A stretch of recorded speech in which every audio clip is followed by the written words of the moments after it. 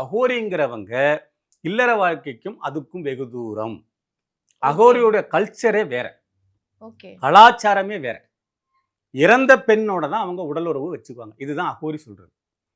இறந்த மாமிசத்தை தான் அவங்க சாப்பிடுவாங்க. இதை தான் அகோரி சொல்றது. வருட கணக்குல குளிக்காம இருந்தாலும் மேல திருநீர் வாசனை வரும். இமயமலையினுடைய உச்சில உட்கார்ந்து தவம் செய்வாங்க, உடம்புல ஒட்டு துணி இல்லாம.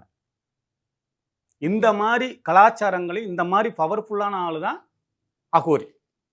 ஆனா நான் குடும்ப வாழ்க்கை வச்சுக்குவேன், குழந்தைங்க பெற்றுக்குவேன், மனைவி கூட சந்தோஷமா இருப்பேன்னு முடிய நேரா வளர்த்துக்கிட்டோ இல்ல ஒட்டிங் வாங்கி வச்சு கட்டிக்கிட்டோ போறவங்க அகோரி அல்ல.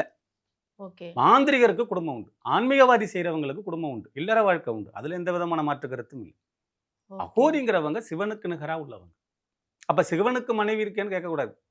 சிவனுக்கு நிகரா உள்ளவங்க, இறைநிலையை அடைந்தவங்க. கடவுளை வணங்குறவன் பக்தன், கடவுளை பார்த்தவன் சித்தன். இவ்வளவுதான் விஷயம், வெகு தூரம் கிடையாது. வணங்கிக்கிட்டே இருப்பாங்க, அவன் பக்தனாவே இருப்பான். கடவுளை பார்த்ததுக்கு பிறகு வணங்க மாட்டான், அவன் சித்தனா மாறிடுவான். போதுண்டா, இதை தாண்டா நான் எதிர்பார்த்தேன் அப்படின்ட்டு அப்படியே போயிடுவாங்க. அவ்வளவு.